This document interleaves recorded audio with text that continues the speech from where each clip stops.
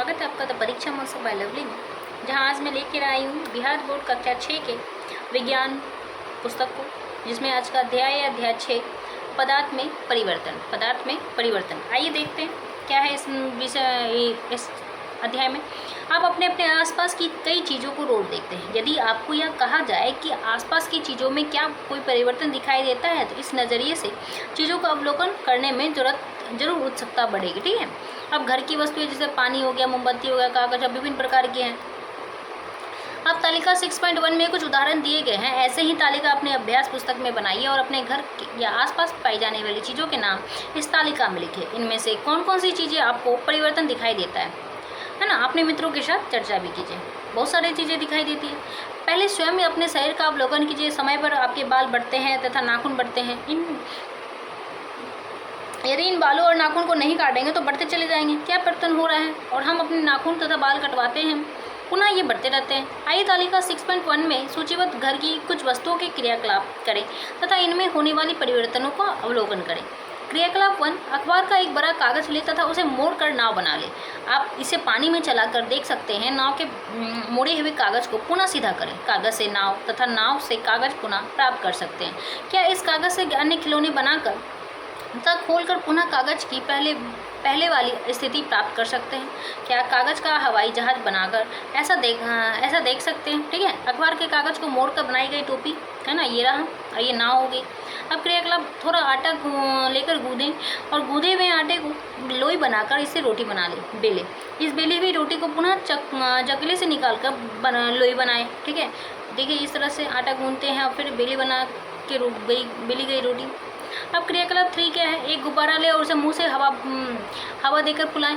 फूले हुए गुब्बारे से हवा निकाल ले। हवा निकालने के बाद गुब्बारा पिचक कर पुनः पहले वाली अवस्था में कर लेता है। इन तीनों क्रियाकलापों में आपने अवलोकन किया कि कागज, गूंदे हुए आटे तथा गुब्बारे के आकार में परिवर्तन हुआ तथा ये वस्तुएं अपने पहले के आकार में पुनः वापस आ गई।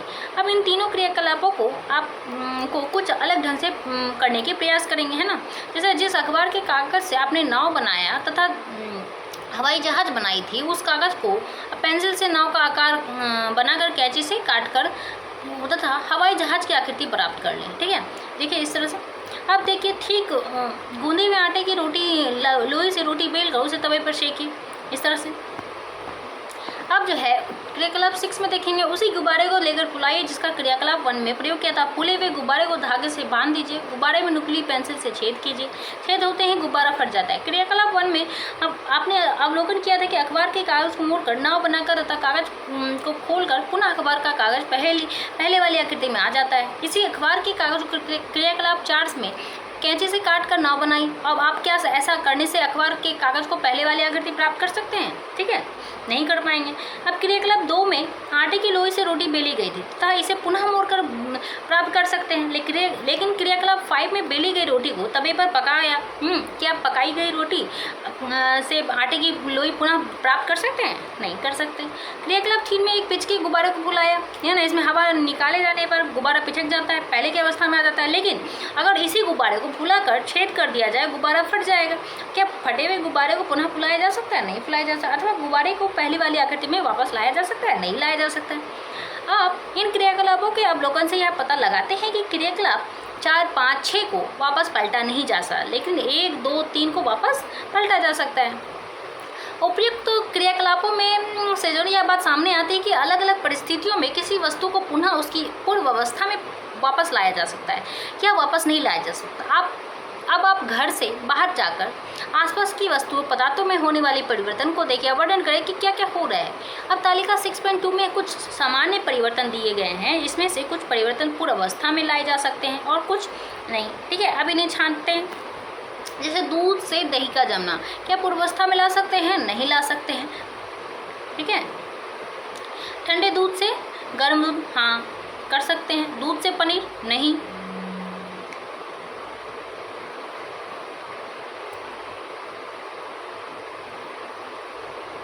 ठीक है, और चावल से भात बना सकते हैं? पूर्व स्थिति में नहीं ला सकते हैं। कली से फूल, नहीं। गोबर से गोईठा, ठीक है, ये भी पूरी स्थिति में नहीं आ सकता। लेकिन हाँ, सूख जाए तो हम इस तरह से गोईठा बना सकते हैं, ठीक है। अगर लेकिन ये इसमें है एक कंडीशन, अगर सूख जाता है तो पुनः पूर्व स्थिति में नहीं ला सकते। अगर सूखा हुआ नहीं है तो उसे फिर से गोबर बना सकते हैं। अब जमी हुई आइसक्रीम से पिघली हुई आइसक्रीम, ये हो सकता है। कच्ची मिट्टी के गिलास, ये भी। मिट्टी से ईंट का बनाना, नहीं। गीले कपड़े से सूखे कपड़े, ये हो सकता है। रबर को खींचना एवं छोड़ देना, ये भी हो सकता है। कच्चे अंडे से उबला हुआ अंडा, ये नहीं हो सकता। आलू को काट कर टुकड़े में बदलना, ये भी नहीं हो सकता। गर्म पानी को ठंडा करना, ये हो सकता है पूर्व स्थिति में, है ना।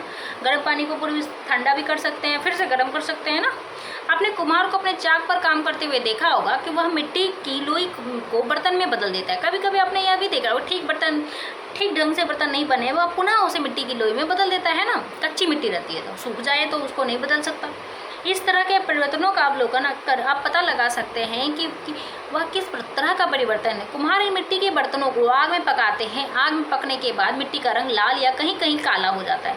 क्या आप इसे पके हुए मिट्टी के बर्तन से मिट्टी का ढेर या लोई बना सकते हैं? यह किस प्रकार का परिवर्तन है, ठीक है।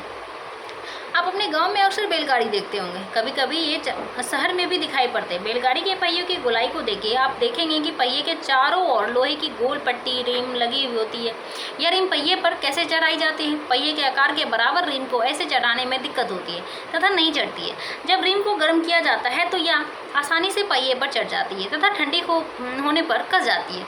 अब आप यह अवलोकन करें कि ऐसा क्यों हुआ, ऐसा किस परिवर्तन के कारण हुआ। क्या लोहे के अन्य औजारों, हथौड़ी, कुदाल तथा खुरपी इत्यादि में लकड़ी के हत्थे चढ़ाने में इस तरह की प्रक्रिया से लकड़ी के हत्थे पर औजारों को कसा जा सकता है, ठीक है। अब क्रियाकलाप 7 में देखेंगे हम लोग कि आप बर्फ के टुकड़े को किसी बर्तन में रखें तथा अवलोकन करें कि आप देखेंगे कि बर्तन में कुछ जल जमा हो गया है। आप बर्फ तथा जल में क्या फर्क पाते हैं? बर्फ के टुकड़े को दबाने पर कड़ेपन का अनुभव होता है, ठीक है। पिघले हुए बर्फ को जल को प्लेट में या ग्लास में डालें। आप देखेंगे जल जिस बर्तन में रखा जाता है उसी का आकार लेता है, ठीक है। बर्फ के टुकड़े चाहे आप ग्लास में रखेंगे तो ग्लास के आकार का ले लेगा, है ना। गोल बर्तन में रखेंगे गोल बर्तन के आकार का ले लेगा, है ना। अब देखेंगे बर्फ के टुकड़े को किसी भी बर्तन में रखें, आकार नहीं बदलता। बर्फ नहीं पिघलने की स्थिति में वो अपना आकार बनाए रखता है ना। बर्फ एवं जल दोनों पदार्थ हैं। बर्फ की इस अवस्था को पदार्थ की ठोस अवस्था कहते हैं। जल द्रव अवस्था है क्योंकि यह अपना आकार परिस्थिति के अनुसार बदलता है, ठीक है।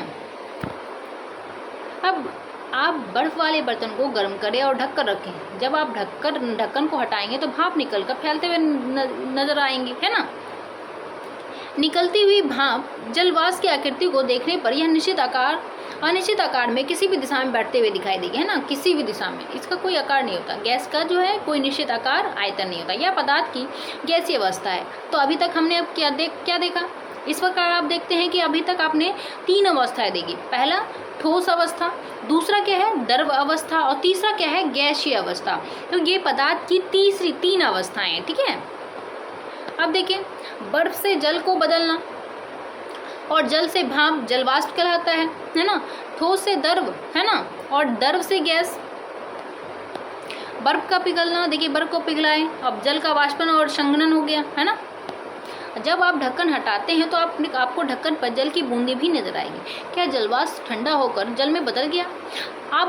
आप जब बर्तन को गर्म करना बंद कर देते हैं तो आप निकलना बंद हो जाता है। भाप क्या होता है? निकलना बंद हो जाता है। क्या जल को पुनः बर्फ में बदल सकते हैं? आपने आइसक्रीम वाले को आइसक्रीम खरीद कर खाई होगी। आप अपना हाथ आइसक्रीम के बक्से में डालेंगे तो आप काफ़ी ठंडा अनुभव करेंगे। जब आइसक्रीम उन बक्सों से निकाले जाते हैं तो उससे जो है जल टपकने लगता है। ऐसा क्यों? विचार कीजिए। आपके यहाँ यदि फ्रिज हो तो जल को किसी भी बर्तन में लेकर फ्रीजर वाले भाग या जहाँ आप काफ़ी ठंडा महसूस करते हैं रख दें। आप कुछ घंटे के बाद देखेंगे कि जल बर्फ में बदल गया। हमने देखा कि पदार्थ की अवस्था कि परिवर्तन में गर्मी या ठंडा का होना जरूरी है। अतः हम इस तरह से कह सकते हैं कि जलवाष्प को ठंडा करने पर, ऊष्मा निकालने पर तथा जल को ठंडा करने पर बर्फ में बदलता है, ठीक है। जैसे जलवाष्प को जल को ठंडा करेंगे तो जल बनेगा, है ना। फिर और ठंडा करेंगे तो बर्फ बन जाएगा। क्या आप बता सकते हैं कि बर्फ से जल तथा जल से जलवाष्प तथा जलवाष्प से जल तथा जल से बर्फ में बदलना कौन सा परिवर्तन है? समानता इसे भौतिक परिवर्तन कहते हैं। ठीक है, क्या होता है, इसे भौतिक परिवर्तन करते हैं। बर्फ से जल और जल से जलवाष्प, जलवाष्प से जल, है ना, और जल से बदलना कौन सा परिवर्तन है, भौतिक परिवर्तन है। अगली कक्षाओं में हम इस पर विस्तार से जो है ना चर्चा करेंगे। क्या कभी ठोस पदार्थों को गर्म करने पर ठोस से द्रव और द्रव से गैस में बदला जा सकता है। ठीक है, अब क्रियाकलाप 8 देखेंगे। आप एक बर्तन में कपूर लिया, उसे कांच की ग्लास से ढक दें तथा उसे गर्म करें। गर्म करने पर आप क्या अवलोकन करेंगे। आप देखेंगे कपूर बिना पिघले जल उजले धुएं की तरह निकलकर ग्लास की भीतरी सतह पर जमा हो गया है। जब आप कपूर नहीं दिखाई दे तो गर्म करना बंद कर देंगे तथा कांच की भीतरी दीवार को चम्मच से खरोच कर एक जगह इकट्ठा करने पर आपको ठोस रूप में कपूर मिल जाता है। इस प्रक्रिया में जो है ना पदार्थ की केवल 2 अवस्थाएं दिखती है। ठीक है, कपूर की ठोस अवस्था और कपूर की गैसीय अवस्था। अब इस तरह की क्रियाकलाप नौशादार को लेकर भी कर सकते हैं।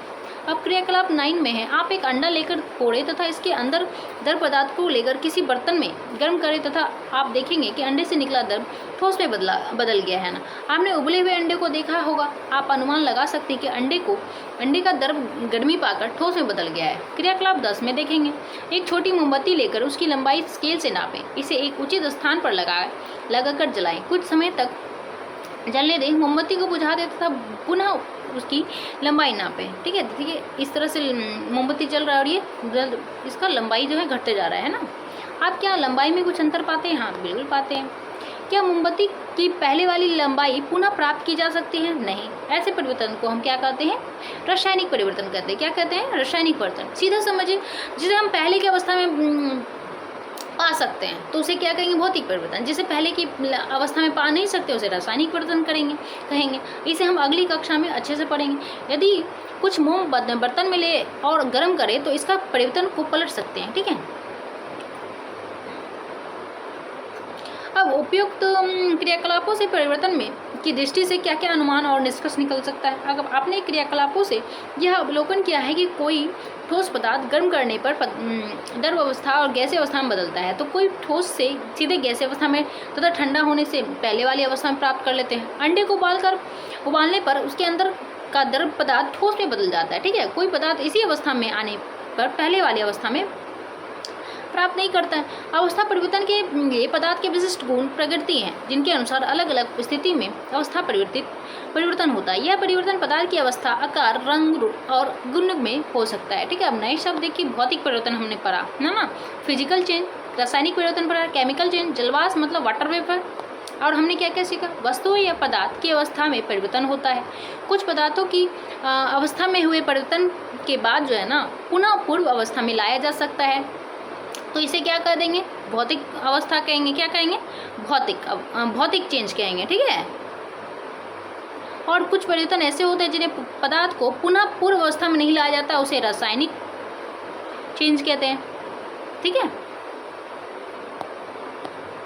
अब है अभ्यास प्रश्न।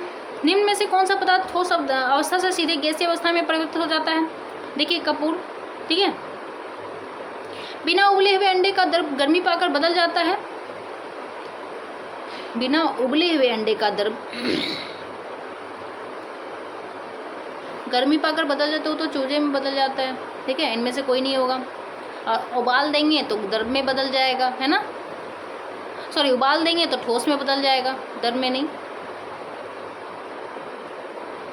अब है, निम्न में से कौन सा पदार्थ समान रूप से पदार्थ की तीनों अवस्था में पाया जाता है। तीनों अवस्था में पाया जाता है जल, है ना। पदार्थ की तीनों अवस्था में क्या है, जैसे जल, बर्फ हो गया इसका ठोस अवस्था, पानी हो गया, जल हो गया ये लिक्विड, और वाष्प हो गया, ठीक है, भाप जो हो गया इसका गैसीय अवस्था हो गया। ठीक है, चलिए यहाँ पे हमारा ये अध्याय समाप्त होता है, फिर मिलेंगे अगले अध्याय में। तब तक के लिए धन्यवाद, नमस्कार।